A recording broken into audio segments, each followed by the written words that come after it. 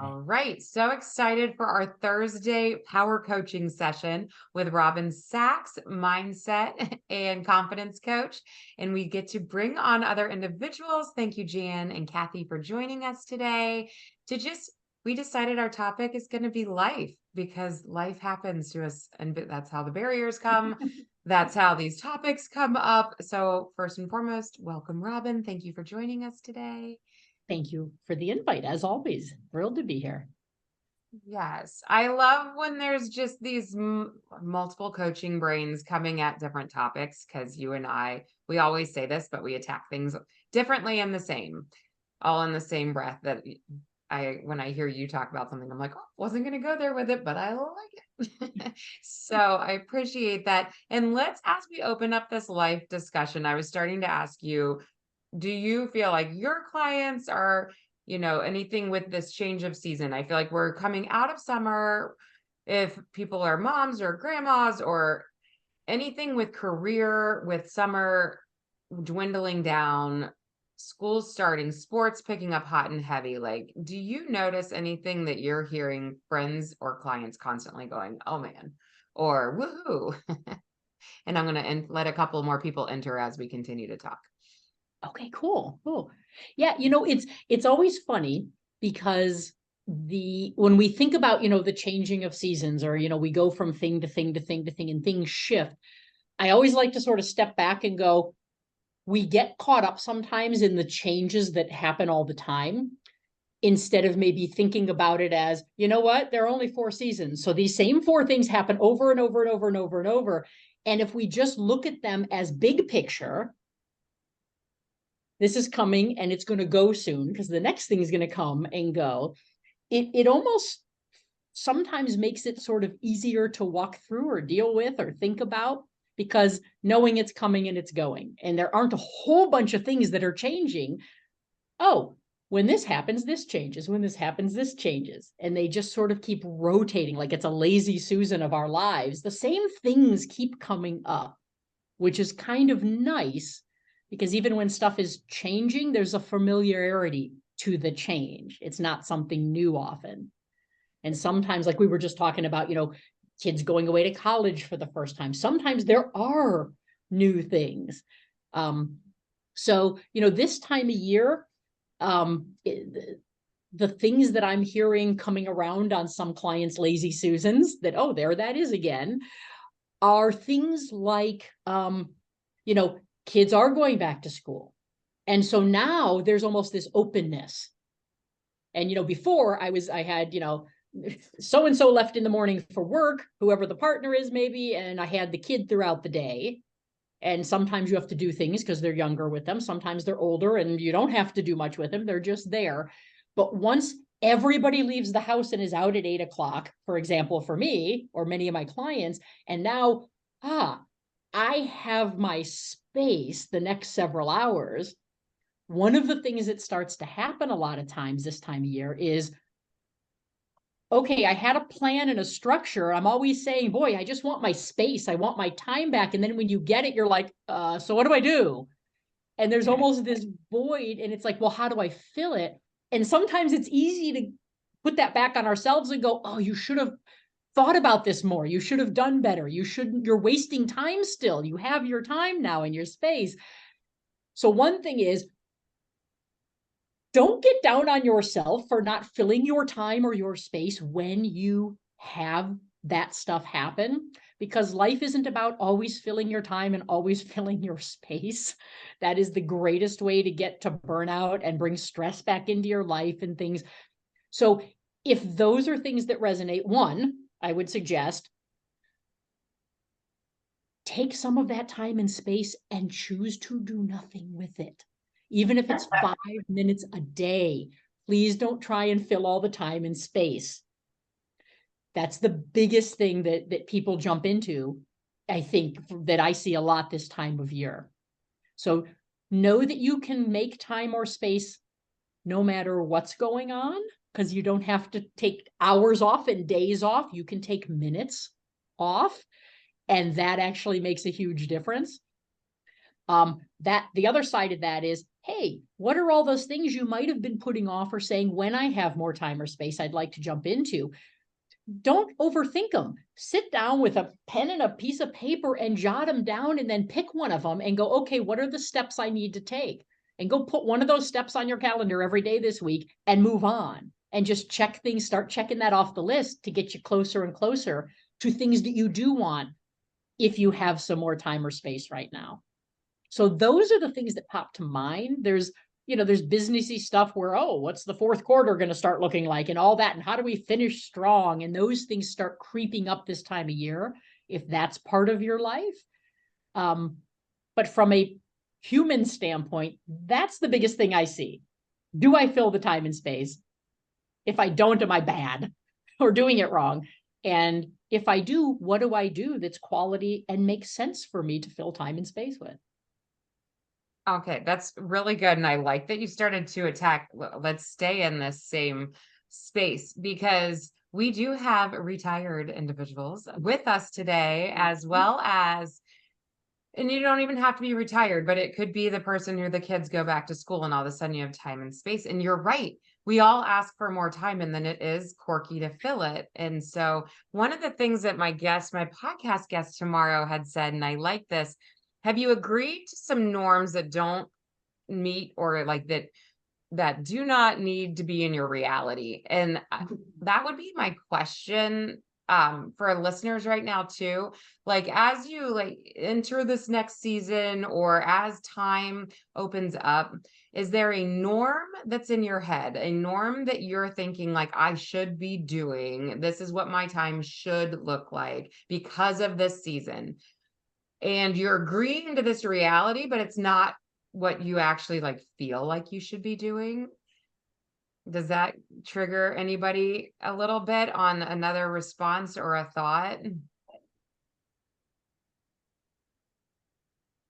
I think it's the changing of the guard, like when you are going from one thing to another, like when you are going from like a worker bee, or a really busy mom of young kids, and all of a sudden now that whole thing switches. That norm really looks different, and I don't even know that we know what our norm is yet. I've been retired for a lot of years, but I had some caretaking going on, so that totally looked different than a normal what we would call normal retirement.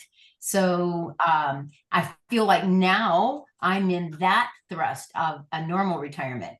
During certain times, I am footloose and fancy free, and loving the fact that I can sit down at my computer and 2 hours can go by and it's all right. And it's okay. I love that. Are you getting a good book and you go, I can read this all in one day if I want to? I am enjoying that. I am really, really, really enjoying that. So to Robin's thing, as far as when you think that there's something else you really want to put on the calendar and you want to do it, it's that jumping in, it's that first step. So I'm playing with that. Like sometimes it's just a phone call to see what that resource might look like out there, like a class. I don't know how to do a spreadsheet. I need to call. How do I do a spreadsheet? Something silly, something easy, something that shouldn't be hard. And I keep thinking every day, I should do that, and I don't. I get should up on. And Kathy, if I can jump in with something, and Lindsey, I was going to say, both of you keep using a word, and I love what you just said. Isn't it amazing how many things we get stuck with doing or not doing, or being upset that we are or aren't, or what do we, that are preceded by the word should? Bad word. If you get rid of should from your vocabulary forever, and here's a different way to think about it, because that's, again, we all don't should on yourself. We all do that. Don't do that. We don't have to do that. That is a word, just remove it forever. It is the worst word in the world, and it never has a positive connotation. If the word should is there, I'm saying I'm doing it wrong. Whatever I'm doing, I should be doing it differently, and we beat ourselves up about it. There's no positive way to use should, which is ironic when you just think about it. It's amazing. So if we ditch that word, because should just is making me compare myself to something else ideal. Sometimes to yourself. Sometimes you're comparing to yourself and what you did before and what you're doing now. And so, yeah, it isn't always somebody else. True, so true. And so here's a little different way to think about changes in this way. If you think about it, and this goes along with should, and Kathy, what you just said about comparing ourselves to ourselves or to others, what if you step back big picture? When we do things like that, or we have change and we're like, oh, I don't know what to do, or this is different, or I should be doing that or that. Really what's happening is it's a question of our identity, right? If I was a mom or a dad or a caregiver for X number of years and I'm no longer that thing that it looks different, right? That's about my identity. Who am I when I'm not mom? Who am I when I'm not the boss? Who am I when I'm not an employee? And so this is all about identity. And the interesting, who am I when I'm retired, right? So the identity piece of this is you are always you, number one. However, we play genuinely and authentically, we play several different roles in our lives. And sometimes when we play one role and that role is no longer here or it looks different than it did before, it's a new role and we're not sure what to do with that. And so you can also give yourself permission to go, today, I'm retired Robin. Tomorrow, I'm side gig Robin. The next day, I'm, sibling Robin. The following day, I am mom Robin. If I look at my schedule and go, here are my actual identities that I'm going to have this week based on what I'm doing, there are no shoulds because I'm not always comparing one identity to the other. I am allowing them to be completely separate and honor and respect every one of them. Today, I might be friend Robin, and that's it. Tomorrow, I might be coach Robin. All of those things are Robin. And you can show up there not comparing or contrasting. You can show up there not going, am I missing something or am I doing it wrong? No, you're doing that identity perfectly right because it's you. So if we think of this as an identity thing, you can have multiple roles that look different. And then when change comes along, think of it as, oh, that's another role I authentically play in my life. That's fantastic. And it doesn't have to look like that one because that's a totally different role. It's okay. This is really, really, really, really powerful. As far as the identity, and I just want to come in on the tail of that. As far as my question here is that when I get to fall back into the identity like of mom or grandma or something, that's such a comfort. That's such a comfort zone. And I like hanging out there. I really like hanging out there. The other roles are scary and unknown. And I even mother my dog, and I think we all do, like if you have a pet that we love, we do that, but probably more so than because that's the identity that I connect to, the emotional identity. So, wow. All right. So I need to push into some of these other identities. Help. Right. And you know what? I'll give you an example in my own world. To your point, Kathy, we all have things that we just inherently are. And if they could just show up in every conversation and every situation, I would be really happy and comfortable because that's just who I am and how I am, right? Right. Part of me that shows up all the time, and I have to make a conscious, intentional choice sometimes to pull it out of certain situations. I am inherently a coach. I am the person who always, if you say something to me, I want to tell you how to fix it. I want to jump in and let's fix. And my daughter always looks at me and says, I just wanted you to listen for a moment. I didn't want you to fix it. Or she might say, okay, I already know that. That wasn't why I was talking to you about it. My question is, But because I have that need that's part of me to always want to tell someone how to do it differently or fix it, or, hey, why don't you try this? Right. I have to be, because that's my comfort place. But I also know that's obnoxious in some situations, and that's not how other people are really going to like me. So I need to just be aware and go, sometimes I can be an identity that is either uncomfortable or less comfortable. And that's perfectly fine, because sometimes me pulling that part of me back allows somebody else to step in and be that person. And sometimes you give people permission to bring the best of themselves in, or just get what they need and leave. And, knowing sometimes that coaching piece that I always am all about, sometimes you can make people feel bad if they just wanted you to listen, but now they feel like something's wrong with them, or they should be doing something different because you told them, well, what about this? You might have done the opposite, right? Sometimes if I show up as mom all the time, I might be taking away someone else's opportunity to fill that role in a powerful way too. So to be able to kind of just really think about, here's where I'm comfortable, here's where I'm not so comfortable, here's where I'm perfectly fine, but I do have to think how I'm showing up a little bit and make choices to bring it or to pull it back a little bit. If I'm ever in identities that I am truly uncomfortable with for not a good reason, those no longer become part of my roles. Those are things. So that's a key too. If I'm uncomfortable for a reason, that do I need to even be in that role? No, then step away. As opposed to, is it uncomfortable just because it's unfamiliar maybe? Or maybe I have some other strong personalities there, or I don't know a lot about this, and that's what makes it uncomfortable. I love those because I get to go in and be quiet and learn. And that's okay too. So, the goal for me is always, I want to be able to be in a place of choice. I want to be off of autopilot. I want to always be in the present moment as often as I can, because that's the only time I can be in a place of choice.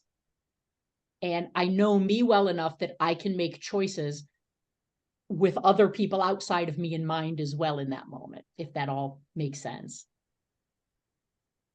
That was so good. I feel like this is such an interesting conversation. Just, and Rosemary will like this, but just switching around some words and talking more from like a role situation with this versus, I don't know, we could talk boundaries in here. There's like a lot of different angles that this conversation could go. But since we're talking roles and identity, it brings a whole new light to this conversation. And Mom, Kathy, I feel like you're looking into serving more as like this new identity or role in your life, and it's this area that you're struggling a little bit because you want the free time, but you also want to do the serving. And again, Robin kind of like walk through like when there's a little bit of indecision because it all feels good, which I guess is a really good problem to have, but figuring out the yeses and the nos on the new roles, or is it just try it and then we can always not do it if it's not work? I don't know. Where do you go with that? Robin, I want your opinion on that. Gotcha. I'm like, Robin. Earth to Robin. I'm thinking as you're talking, I'm like, It's like on a conference call, right? It's the moment when everyone's quiet that you're like, oh, I bet I missed something. I bet they were talking to me. Let me start talking.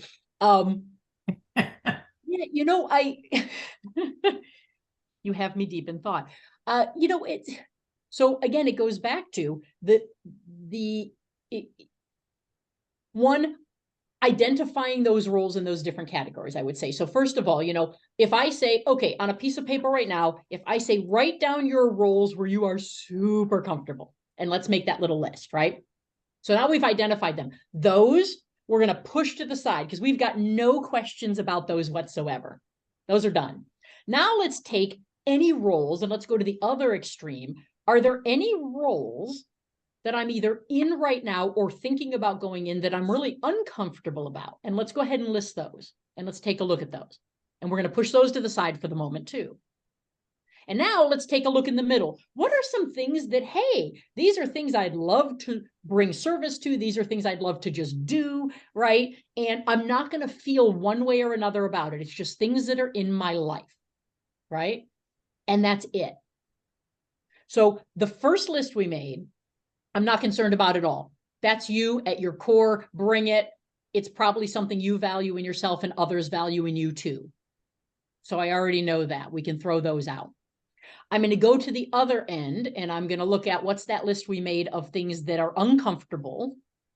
And my first question is going to be, are any of these things uncomfortable for a reason that they need to be off of this list now?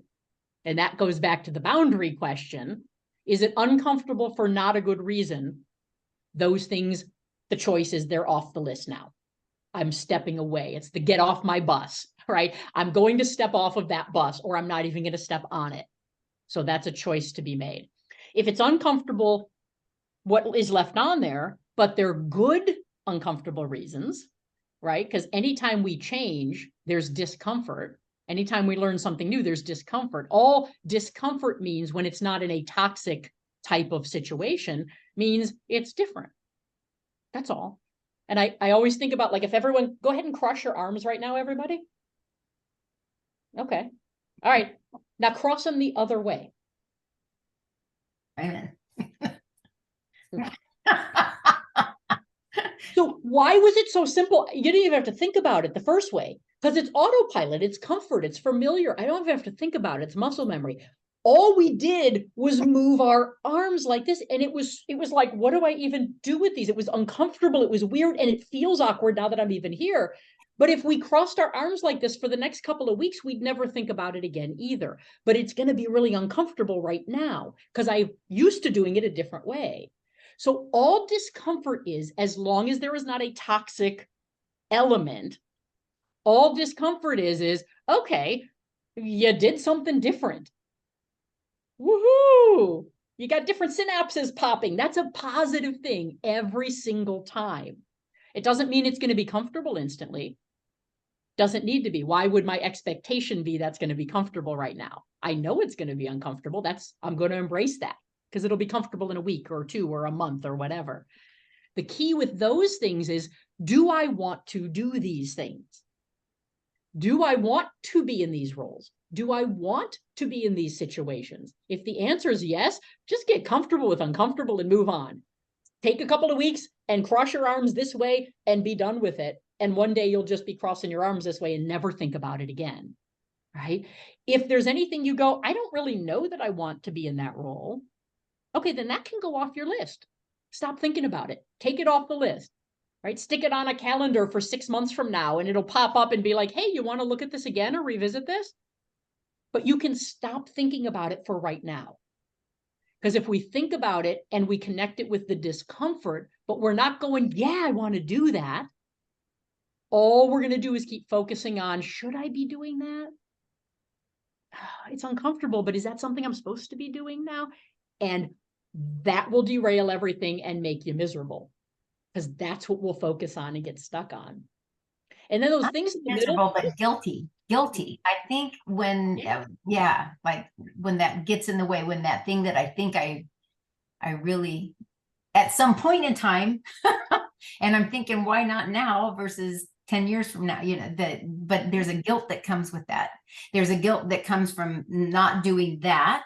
And then there's a guilt if that one keeps me from doing something like with a grandchild or a daughter or something, that's huge guilt, so, and I don't want to miss out on that. Mm-hmm.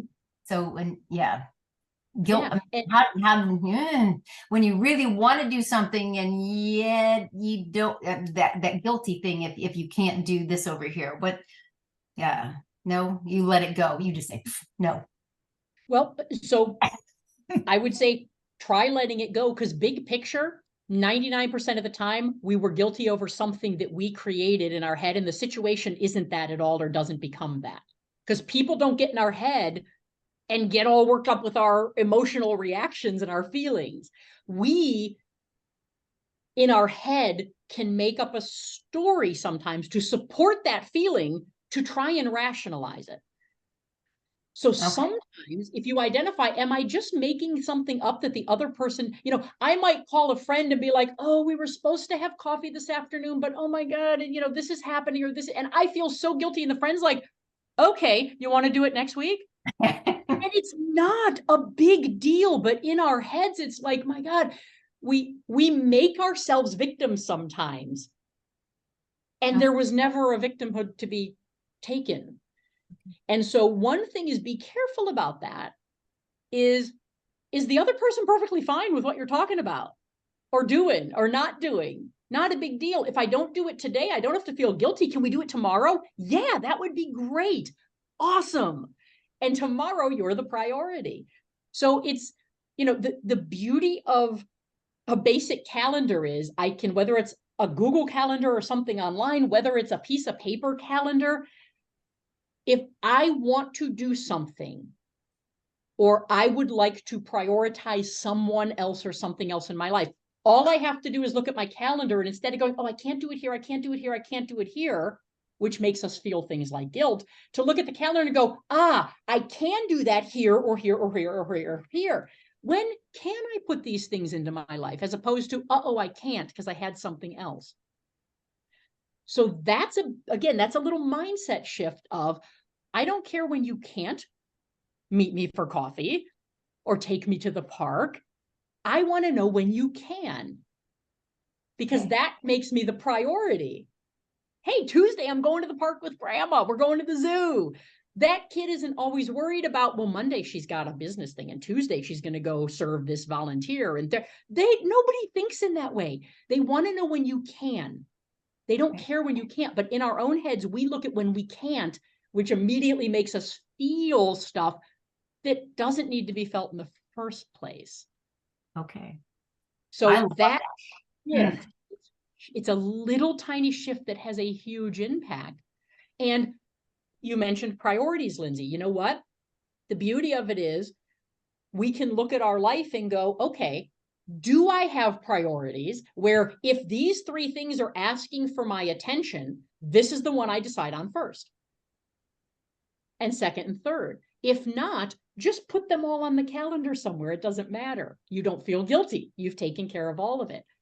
If you say, no, my children always come first, right? Or depending on your situation, my business needs to come first, or a client, or my family comes first, or I need to come first, because you need to look at your situation and put it in context, make it real. If you have things like that, you never have to feel guilty because you have already set boundaries up going, this is how I operate. And that's the comfort. I don't have to guess or wonder or should or shouldn't. I've already decided that. Now, as things come up, I simply put it here. I triage it in the proper order. That's it. So looking at it those couple of different ways, it starts to take the feel out of it, because the feel is the thing that we often make up, as opposed to it being real, right? And if somebody comes to you and says, you're always doing that, you never have time for me. Okay, red flag. Now I know, I'm going to change that. And now I can change a priority. I can shift things. I can put somebody else first on the calendar, right? If that's doable. Those are choices if they come up, but rarely does that stuff come up if I'm making room for a little bit of everything. So Awesome. It is awesome. I was just going to say, I want to highlight, because this topic kind of comes up a lot with the calendar. And Robin, sometimes you go in this different direction of like calendar versus to-do list. Because yes. I think a lot of us are to-do list people, and how you always say that the to-do list is forever and ongoing, where the calendar kind of takes away this. Once it's on there, you're doing it, but you're not trying to cross through and never seeing an end to your list. And I'm just liking revisiting this conversation, because I think it feels so simple to put something on our calendar, and I'm going to take it the workout, whether it's a walk, whether it's a planning of food, meal planning, whether it's serving, it's grandkid time, it's career focused time. Like in the summer for me, even just say I'm working these 3 hours, not because my outside job is telling me that, but because I need to do that. That we need to do it. Like, that should be homework for our listeners today and anyone attending, is just that really for the next week, put on your calendar what is a priority to you and what you want to accomplish. And we're allowed to be flexible with it. If we told someone we'd walk or meet them for coffee or whatever, we can mess with that. But once we see it on the calendar, we're less likely to take it off the calendar. So that's just my little challenge for everybody today, and just see how that flows for you. Because again, Robin, I feel like I've heard you say this probably 3 or 4 times, and it's one of those things that I'm like, I wonder if anyone's actually doing it yet, including myself on some things. I'm taking notes on that this is really important. If you hear this, schedule it on your planner. So thank you. Thank you for revisiting that today. Certainly. And one thing, I love that you brought that up, Lindsey, because here's the funny thing. And this is what I love about human behavior. This is why this is my life, because human behavior to me is so ridiculously funny, because we don't think about what we're doing until someone says, have you ever thought about this? And then we're like, that's ridiculous. That's so funny.